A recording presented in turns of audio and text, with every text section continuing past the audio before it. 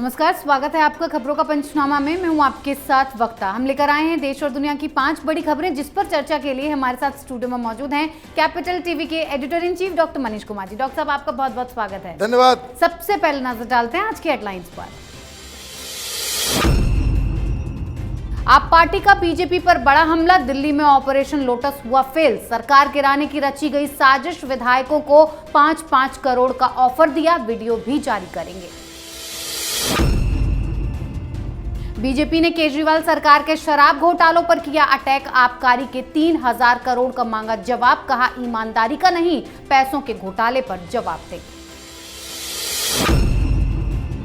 महाराष्ट्र में शिवसेना विवाद पर सुप्रीम कोर्ट का बड़ा फैसला, 5 जजों की बेंच करेगी मामले की सुनवाई, 25 अगस्त को होगा हार जीत का फैसला। बीजेपी ने विधायक टी राजा को गिरफ्तारी के बाद किया सस्पेंड, पैगंबर मोहम्मद पर की थी आपत्तिजनक टिप्पणी। बड़े सत्ताधारी भारतीय नेता पर हमले की साजिश का मामला, एनआईए रूस में पकड़े गए आतंकी से रूस जाकर केस की कर सकती है जांच पड़ताल।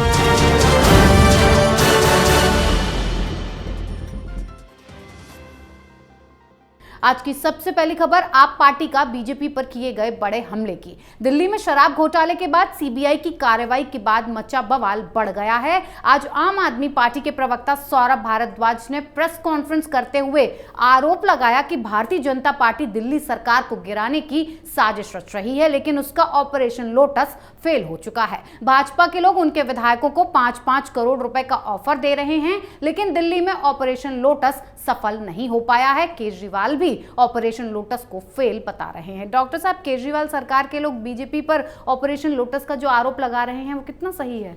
देखिए, ये आम आदमी party it's a bunch of pathological lawyers. झूठ बोलने में महारत है इनको। मनीष सिसोदिया ने कहा कि मुझे मैसेज दिया गया, फिर कहा नहीं कॉल आई, फिर किसी ने कहा ऑडियो है, अब भारद्वाज कह रहा है वीडियो है। कहाँ क्या है? कुछ दिखाओगे सबूत, या स्पिट एंड रन की पॉलिसी हर जगह तुम्हारी चलेगी?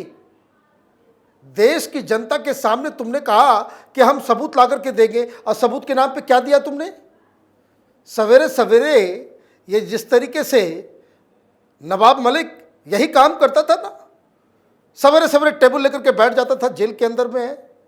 अभी आम आदमी पार्टी का भी धंधा यही हो गया, सवेरे सवेरे टेबल लेकर के बैठ जाएंगे और सबूत के नाम पे 2014 का कोई फर्जी वीडियो दिखा रहे हैं। ऑपरेशन लोटस चल रहा है।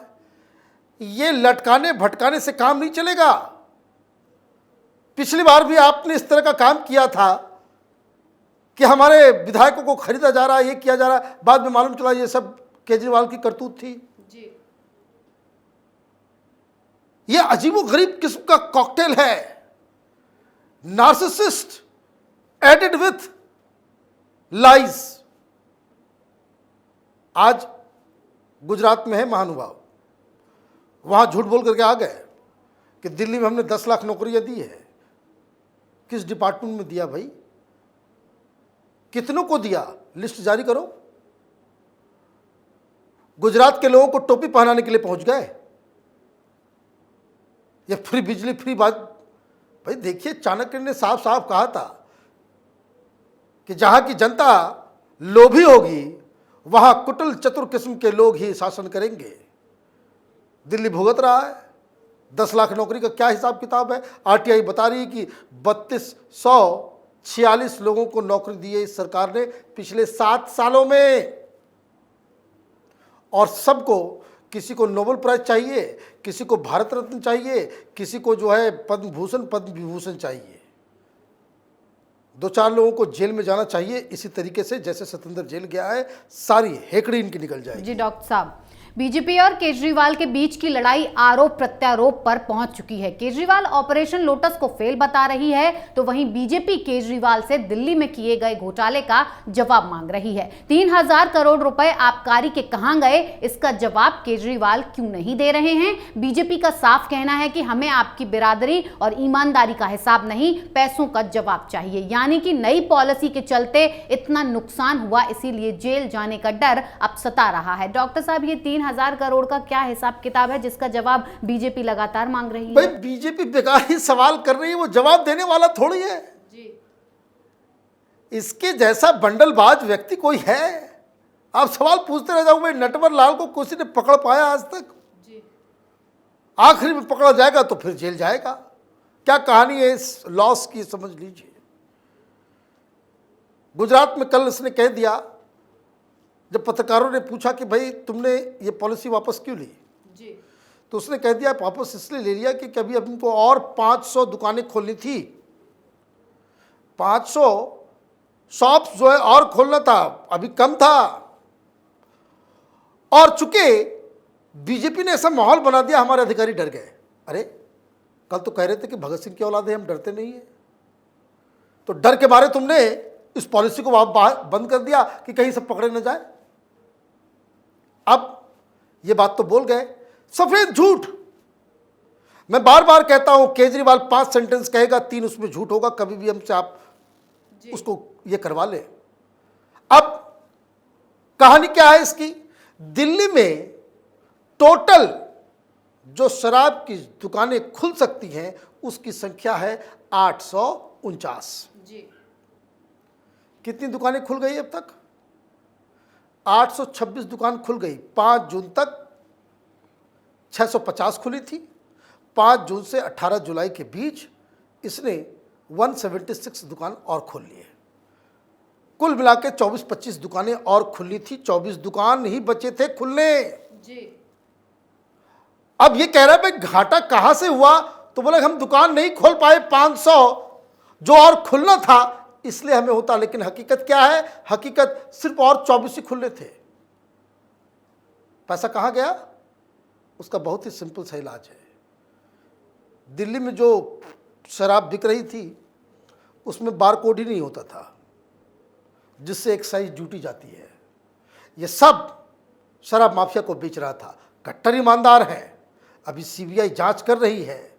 जब हथकड़ियां पड़ेगी हाथों में, जब तिहाड़ में सड़ने का समय आएगा, तब इनको हरिश्चंद्र भी नजर आएंगे, भगत सिंह भी नजर आएंगे और महाराणा प्रताप का भाला भी नजर आएगा। जी डॉक्टर साहब, शराब घोटाले को लेकर दिल्ली सरकार से जवाब मांगा जा रहा है, तो वहीं शिवसेना विवाद को लेकर मामला अब भी अटका हुआ है, जिस पर शायद जल्द ही फैसला आ सकता है। शिवसेना पर दावे को लेकर सुप्रीम कोर्ट ने बड़ा फैसला दिया है। सुप्रीम कोर्ट ने मामला 5 जजों की संविधान पीठ को भेज दिया है, जिसकी सुनवाई को लेकर उद्धव ठाकरे और एकनाथ शिंदे आमने सामने हैं। अब 25 अगस्त को हार जीत का फैसला हो सकता है। डॉक्टर साहब, शिवसेना पर अधिकार की लड़ाई में क्या कुछ हो सकता है 25 अगस्त को? देखिए, कुछ नहीं होने वाला इसमें। Mister Uddhav Thackeray is fighting a lost battle. जी। कुछ नहीं होने वाला इसमें। सारा दम्भ निकल गया। कहां गया वो? उखाड़ दिया एडिटर।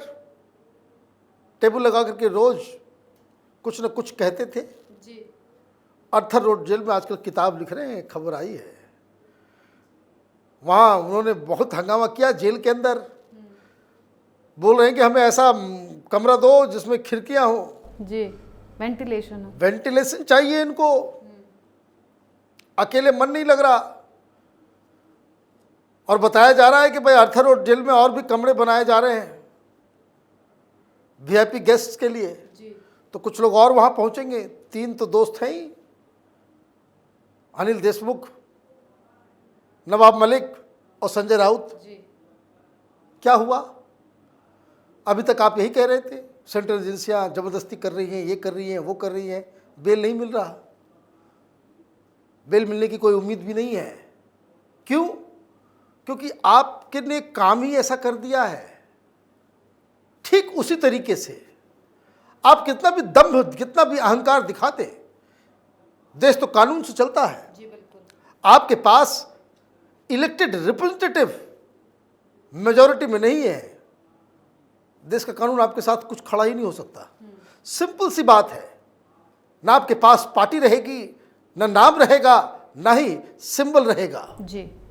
एक तरफ शिवसेना पर आधिपत्य की जंग है तो वहीं दूसरी तरफ पैगंबर मोहम्मद को लेकर मामला शांत नहीं हो रहा है। हैदराबाद में पैगंबर मोहम्मद पर आपत्तिजनक टिप्पणी करने वाले भाजपा विधायक टी राजा सिंह को गिरफ्तार किया गया। बाद में भाजपा ने भी गौशा महल से एमएलए टी राजा को पार्टी से निलंबित कर दिया। मामला पैगंबर मोहम्मद के लिए आपत्तिजनक शब्दों का इस्तेमाल करने का था, जिसके बाद हैदराबाद में सरतन से जुदा के नारे लगाए जा रहे हैं। डॉक्टर साहब, क्या कुछ है ये आखिर पूरा मामला? देखिए, ये राजा साहब जो है हैदराबाद के, ये कई बातें ऐसे कह जाते हैं जो लक्ष्मण रेखा के बाहर है।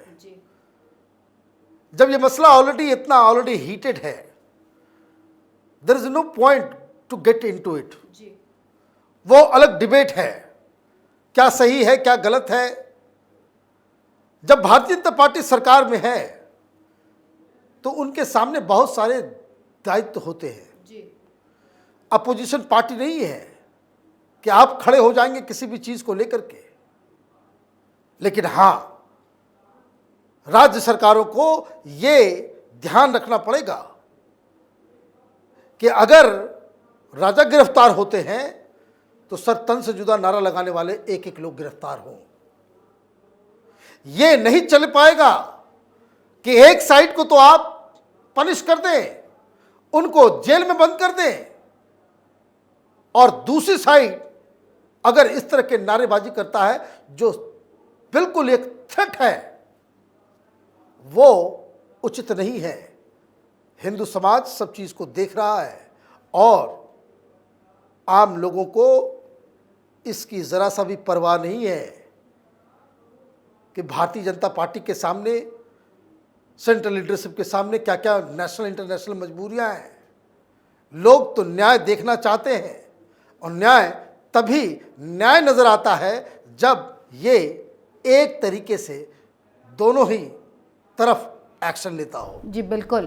आखिरी खबर में बात रूस में पकड़े गए सुसाइड बॉम्बर की कर लेते हैं। बड़े सत्ताधारी भारतीय नेता पर हमले की साजिश में रूस में पकड़े गए इस्लामिक स्टेट के आतंकी को लेकर बड़ी खबर सामने आई है। सूत्रों से मिली जानकारी के हिसाब से इस आतंकी से पूछताछ के लिए भारतीय जांच एजेंसी एनआईए रूस जा सकती है। रूस की सरकारी खुफिया और जांच एजेंसी ने मंगलवार को एनआईए से आतंकी की जानकारी साझा की है। यह भी खबर आई है कि भारत में बड़े आतंकी हमले की साजिश थी। डॉक्टर साहब, रूस जाकर जांच पड़ताल करने से मामला आसान नजर आएगा?